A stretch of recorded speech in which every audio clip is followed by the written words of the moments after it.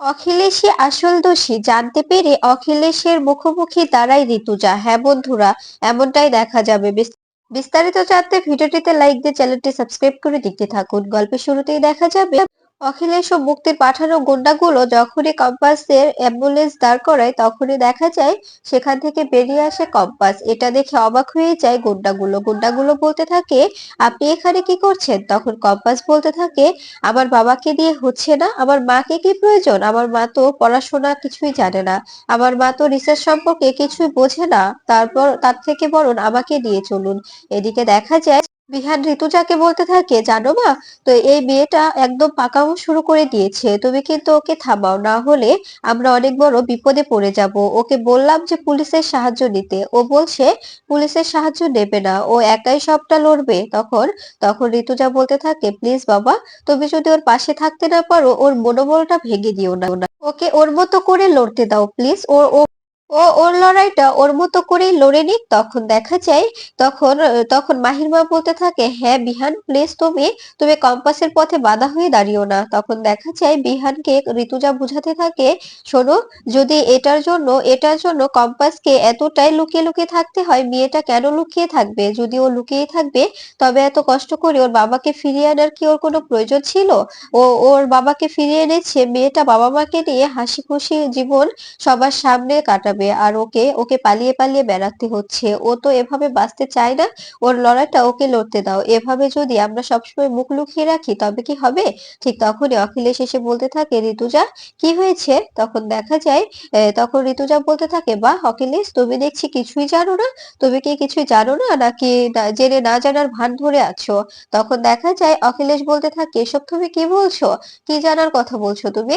তখন দেখা যায় ঋতুজা বলতে থাকে, কম্পাসের বাবাকে কাল রাতে কিডন্যাপ করা হয়েছে, তুমি এর ব্যাপারে কিছু জানো না? এদিকে দেখা যায় গুন্ডাগুলোকে মুক্তিকে ফোন দিয়ে বলতে থাকে, ম্যাম, উনি বলছে যে ওনাকে নিয়ে যেতে, ওনার মাকে উনি আগেই সরিয়ে ফেলেছে। আমরা যে গাড়িটাকে ধাওয়া করছিলাম, সে গাড়িটাতে কম্পাস ভৌমিক আর দুটো ছেলে বসে আছে। এরপরে দেখা যায় কম্পাস বলতে থাকে, ফোনটা আমাকে দিন। এরপরে ফোনটা নিয়ে বলতে থাকে, আপনি কে? আপনাকে আমি চিনি না, কিন্তু এই রিসার্চটা আমার বাবার পক্ষে করা মোটেও সম্ভব নয়, তাই আমাকে তুলে নিয়ে যান। আমাকে দিয়ে রিসার্চটা সম্পূর্ণ করতে পারবেন, কারণ রিসার্চ সম্পর্কে সব ধারণা আমার কাছে, সবকিছু জানি আমি, আমার বাবা কিছুই করতে পারবে না। এরপরে দেখা যায় মুক্তি ভয় পেয়ে ফোনটা কেটে দেয়। এরপরে এদিকে দেখা যায় ঋতুজা অখিলেশকে বলতে থাকে, শোনো অখিলেশ, আমি চাইবো যে এ ব্যাপারে যেন তুমি জড়িত না থাকো, আর এটার জন্য অনেক জল ঘোলা হবে। এই ব্যাপারে যদি তুমি জড়িত থাকো তবে কিন্তু তোমাকে আমি আর হেল্প করতে পারবো না। তোমাকে আমি যে একটা সুযোগ দিয়েছিলাম সেই সুযোগটাও কিন্তু তুমি হারিয়ে ফেলবে। তখন আবার বলতে এসো না যে আমি তোমার থেকে সুযোগ চেয়েছিলাম ঋতুজা, কিন্তু তুমি সুযোগটা দাওনি। আমি তোমাকে সুযোগ দিয়েছিলাম, এই সুযোগটা তুমি কাজে লাগাও, এই সুযোগটা হাতছাড়া করো না প্লিজ, তোমাকে আমি রিকোয়েস্ট করছি। তখন তখন অখিলেশ বলতে থাকে, শোনো ঋতুজা, আমি বুঝতে পারছি যে তুমি এখনো আমাকে বিশ্বাস করতে পারছো না, কারণ আমি তো বিশ্বাসের মর্যাদাটা রাখতে পারিনি, তাই তাই তুমি আমাকে বিশ্বাস করতে পারছো না, আমি বুঝতে পারছি তো।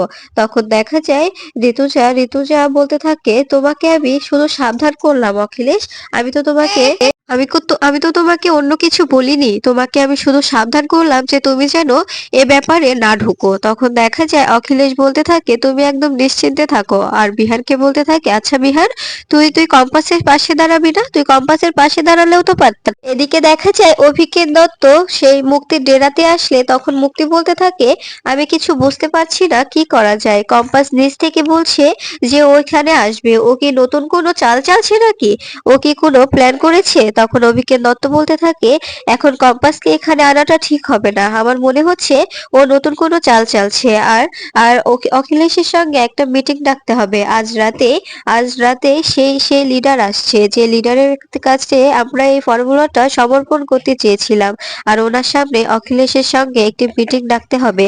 অখিলেশ মিটিং এ যা বলবে দেখা যাক অখিলেশ সত্যি কি এখন আমাদের পাশে আছে, নাকি পরিবারের কথা ভেবে ও ও আমাদের থেকে দূরে ঠরে যাচ্ছে। এরপরে মুক্তি গুন্ডাদের ফোন করে বলে দেয়, কম্পাসকে ছেড়ে দিতে। এরপরে গুন্ডাগুলো চলে গেলে তখন জিৎ বলতে থাকে, "এই রে কম্পাস, এই ব্যাপারটা কি ঠিক হচ্ছে? আমরা যেটা করতে চাচ্ছি সেটা কি ঠিকভাবে হবে বল? যদি উল্টোটা হয়ে যায়?" তখন কম্পাস বলতে থাকে, "আর কত ভয়ে ভয়ে বাঁচবো বল, এবার যা হবে সামনাসামনি।" এদিকে দেখা যায় অখিলেশ রেডি হচ্ছে, ঠিক তখনই মুক্তি ফোন করলে অখিলেশ বলতে থাকে, "তুমি চিন্তা করো না মুক্তি, আমি আসছি।" তখন তখন মুক্তি বলতে থাকে, "আচ্ছা, তুমি কি আমাদের থেকে দূরে ঠেলে যাচ্ছ? আমার মনে হচ্ছে তুমি কেমন যেন তোমার পরিবারের জন্য আমাদের বিজনেসটা ঘেঁটে দিচ্ছ, আমার থেকে দূরে সরে যাচ্ছ। কিন্তু আমি কিন্তু এটা তোমাকে কিছুতেই করতে দেব না। আমি তোমাকে ছাড়বো না, তুমি শুধু আমার। আর ওই বাড়ি থেকে আমি বেরিয়ে এসেছিলাম শুধুমাত্র আমার বিজনেসটা ঠিক রাখার জন্য। আর ও বাড়িটা কিন্তু আমার পুরোটাই আমার দায়িত্ব। আর ঋতুজাকে একদিন হলেও ও বাড়ি থেকে বেরিয়ে যেতে হবে। আমি থাকবো ও বাড়িতে, ও বাড়ি আমার সংসার, আমার বাড়ি, আমিও কিন্তু ওখানেই থাকবো, আমি তোমাকে বলে দিলাম।" তখন দেখা যায় অখিলেশ বলতে থাকে, "প্লিজ মুক্তি, এভাবে এভাবে উত্তেজিত হলো না। তুমি আমাকে নিয়ে জেলাস ফিল করছো, তুমি আমাকে সন্দেহ করছো। আমি তো শুরু থেকে সবকিছুর প্ল্যানেই তোমার সঙ্গে ছিলাম।" ঠিক তখনই ঋতুজা এসে বলতে থাকে, "অখিলেশ, তুমি কি অফিসে যাচ্ছ? তুমি কি অফিসের জন্য রেডি হচ্ছ?" তখন দেখা যায় অখিলেশ বলতে থাকে, "হ্যাঁ, আমি অফিসেই তো যাব।" এরপরে ফোন রেখে যখনই ব্যাগ নিতে যাবে ঠিক তখনই সুযোগ বুঝে ঋতুজা ফোনের মধ্যে একটি চিপ ভরে দেয়। আর সেটা ভরে দিয়ে অখিলেশকে বলতে থাকে, "আচ্ছা অখিলেশ, তোমার কাছে আমার শুধু একটাই চাওয়া। আমি তোমাকে বারবার বলছি কম্পাসের বাবার ব্যাপারে যেন তুমি জড়িত না থাকো, কারণ এটা নিয়ে কিন্তু অনেক জলঘোলা হবে। কম্পাস কিন্তু মোটেও কাউকে ছাড়বে না। আমি চাই না যে এসবের মধ্যে তোমার নাম উঠে আসুক, আর তুমি তুমি এসবের মধ্যে জড়িত থাকো। এইবার সুযোগ দিয়েছি, এরপরে যদি তুমি আবার নতুন করে কোনো গন্ডগোল পাকানোর চেষ্টা করো তবে কিন্তু বিহানো বিহানো ঋতুজা কেউ তোমাকে ক্ষমা করবে না। আমি তোমাকে বলছি, আমি ঋতুজা বলছি তোমাকে, তুমি কখনোই ক্ষমা পাবে না।" তখন দেখা যায় অখিলেশ সেখান থেকে চলে যায়। এরপরে ঋতুজা কম্পাসকে ফোন করে বলতে থাকে, "আমি আমি অখিলেশের ফোনের মধ্যে চিপটা ভরে দিয়েছি, এবার ও কোথায় যাচ্ছে কি করছে তোর জানতে সুবিধে হবে।" তখন কম্পাস বলতে থাকে, "ঠিক করেছো মা, এই ব্যাপারটা করে অনেক অনেক সাহায্য করলে তুমি আমাকে, কিন্তু এখন আমাকেও জানতে হবে যে এসবের পেছনে মুক্তিবাসী আছে কিনা, আর মুক্তিবাসী আমাদের বাড়িটা শান্তিমুক্ত করার জন্য বাড়ি থেকে বেরিয়ে গেছে নাকি বাইরে থেকে উনি সবকিছু কলকাঠি নাড়ছে, এটাও আমাকে জানতে হবে।" তখন ঋতুজা বলতে থাকে, "এ ব্যাপারটা আমাকেও জানতে হবে যে অখিলেশ মুখোশ পরে আছে আর মুক্তি মুক্তি সবটা করছে কিনা, এসব কিছু আমাকেও জানতে হবে। ওদের ওদের মুখোমুখি আমাকে দাঁড়াতে হবে।" তখন কম্পাস বলতে থাকে, "ঠিক আছে মা, আমি এদিকটা দেখছি, তুমি ওদিকটা সামলাও।" এরপরে ফোন কেটে দেয়। এদিকে দেখা যায় যিনি ফর্মুলাটা নেবেন সেই লিডার লিডার ফ্লাইটে ল্যান্ড করে। আর সেখানে সে তখন তখন তার ম্যানেজার বলতে থাকে, "আচ্ছা, পুরুলিয়ার ওই ছোট্ট একটি সায়েন্টিস্ট এটা আমাদের কাজটা অনেকটা সহজ করে দিয়েছে তাই না? কিন্তু ফর্মুলাটা ওনারা দিতে চাইছে না, এখন কি করবেন?" তখন দেখা যায় এদিকে এদিকে মোনালিসা অভিজ্ঞান দত্তের জন্য রান্না করতে থাকলে তখন তখন শ্রেষ্ঠা এসে বলতে থাকে, "এসব তুই কি করছিস মা? তোর তো লেগে যাবে, আমি রান্না করছি, প্লিজ সর।" তখন মোনালিসা বলতে থাকে, "আমার দাদু অনেকদিন পরে বাড়িতে ফিরছে, তাই দাদুর জন্য আমি নিজে রান্না করব। আর দাদু চায় না যে তুমি দাদুর জন্য রান্না করো, কারণ দাদু বিশ্বাস করে যে তুমি দাদুর খাবারে বিষ মিশিয়ে দিতে পারো।" ঠিক তখনই অভিজ্ঞান দত্ত এসে মোনালিসাকে ডাকতে থাকে। এরপরে মোনালিসা যেতে গেলে ঠিক তখনই শ্রেষ্ঠাকে বলতে থাকে, "আমার রান্না করা খাবারে তুমি মোটেও হাত দেবে না, তোমাকে আমি বলে গেলাম।" এদিকে দেখা যায় কম্পাসের মাকে বৃদ্ধাশ্রমে রেখে তখন কম্পাস বলতে থাকে, "মা, তুমি একদম চিন্তা করবে না, নার্সটা সবসময় তোমার পাশেই থাকবে, তোমাকে সবসময় হেল্প করবে, আর তোমার যখন যা প্রয়োজন হবে তুমি নার্সদের থেকে চেয়ে নেবে, ঠিক আছে?" তখন রশ্মিকা বলতে থাকে, "ছোট বৌদি, বড় বৌদি তো বাচ্চা আছে, ও স্কুল আছে, এই জন্য ও থাকতে পারবে না, আমি না হয় থেকে যাই।"